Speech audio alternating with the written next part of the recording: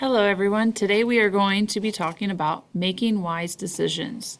Wise could mean a great decision, something that is going to be beneficial and great for your well-being, whether it's your health, happiness, or prosperity, something that's going to make your life a lot better. The opposite of a wise decision might be ignorant, maybe not the best choice, maybe a bad choice, is a lot of times what I hear from kids. Good choices and bad choices. So we are going to talk about making good decisions, good choices. All right, so step one, tell what the choices are. Usually when you are coming up to a decision that needs to be made, there's going to be either one that is good and bad, or there's multiple options. So when you are thinking about your options, take a good amount of time and think about all the choices that could be made, whether they're good or bad. At this point, you are just looking at all your options so you can make a well-informed decision. Step two, you're going to ask these questions before you choose. Is it healthy? Is it safe? Do I follow laws? Do I show respect for myself and others? Do I follow family rules? And last, do I show good character? Good character is your morals. Are you telling the truth? Are you loyal? Are you someone who is kind to others, who shares, who does the right thing? If something is on the ground and it's someone else's, do you return it? Those are all qualities that you want. Those are good character qualities. If you are saying yes to all these questions, then your choice is most likely a good choice. If you are answering no to any of these questions, danger, you might be making a wrong or unwise decision that could affect your life, that could affect the outcome, your safety. All those kind of questions are going to help you decide if it's a good thing for your life. And step three, determine the wise decision. After you have weighed all your options, usually one choice will stand out on which would be better for your well-being. If it is not so obvious which choice to go to, you should ask a parent or a trusted adult for help, which is always a great idea for making wise decisions. Why your parents or why an adult? Well, they have lived quite a lot longer than you have, and they probably have already had to make that decision before. Now, whether they have learned from their mistakes or they've made the right choice, they can guide you into the right direction so you can determine which is the best choice for your life, wise decision. And then step four, once you have come up with a wise decision, make a decision and stick to it. Feel confident in your choice and do not let others change your mind. If you have made the decision that you aren't going to smoke or you're not going to do drugs, don't let anyone change your mind. You've made a good choice for your life and you are going to stick to it. And also, no one is perfect, so expect to make some mistakes. Learn from your bad choices so you can avoid making many mistakes twice. So let's practice some decision making. All right, our first example is you want some candy from the store, but you do not have any money. All right, what are our options? I know some people are probably thinking, I can ask my mom for candy. That is a great option, right? You're not doing anything that's harmful against the law by asking your parents for money, right? You could also wait to get the candy until next time. You could go home, go get your money, and go back and get the candy. That's a third option.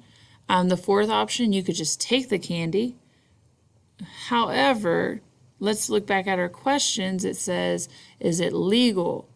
Is stealing legal? No. Stealing is illegal, and you can get in huge trouble for taking something. And then also the question that says, is this good character? Well, if you're taking something, then that is not showing good character. So then you would choose the wisest one. If your mom or dad does not give you money, then the option is to wait. You do not need candy for survival. and you can always get candy another time. All right, you're hungry at home and you want something to eat. All right, what are our options? Take a minute, think about it. Okay, if you are home alone and you need something to eat, probably cooking on the stove is not a great option. However, I'm sure you probably could find something that is easy to just grab, maybe a snack that's something easy to reach, something that is healthy, maybe a banana or an orange. Some fruit is always great. You could always wait until your parent is going to cook dinner or you go get something to eat. If you have an older sibling or a family member in the house, you could always ask them if they could get something for you to eat. And then it also comes down to what you're going to eat. Are you going to eat something healthy? Are you going to eat some junk food? Those are things that you should think about the outcome.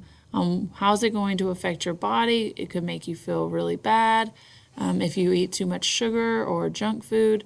So the wisest choice would be grab something healthy that's safe and already prepared.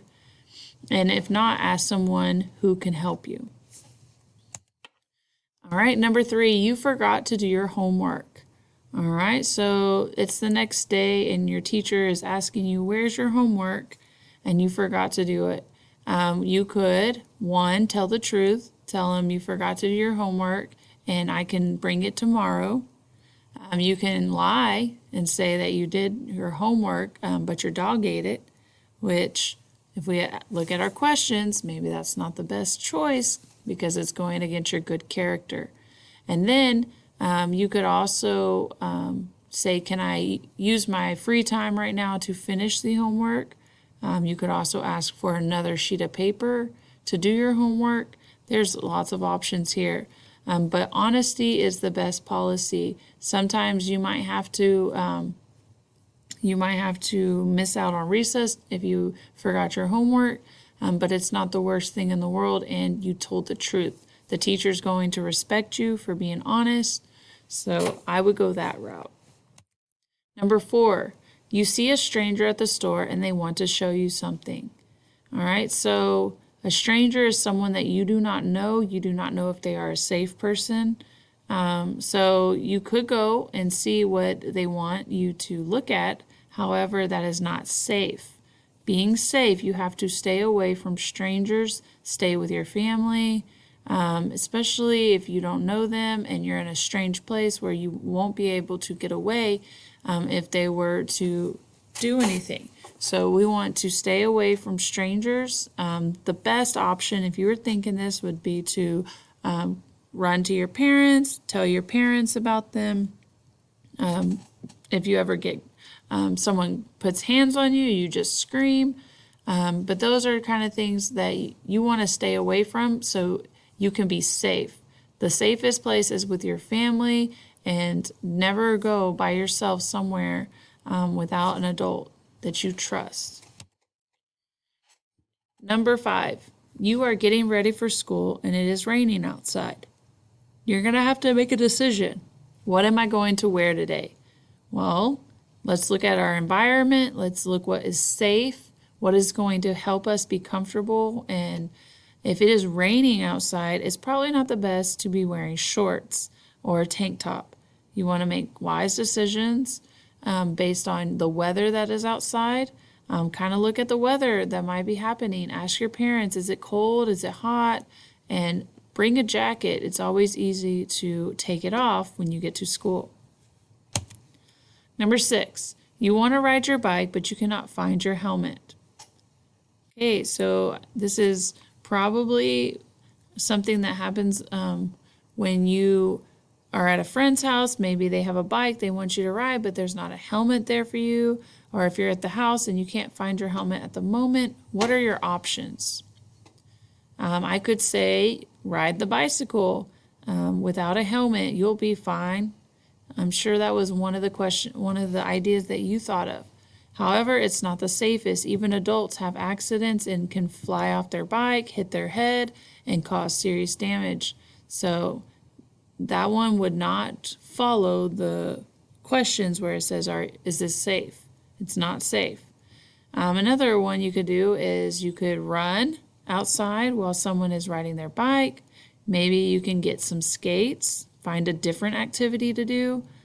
Maybe get a ball and play soccer.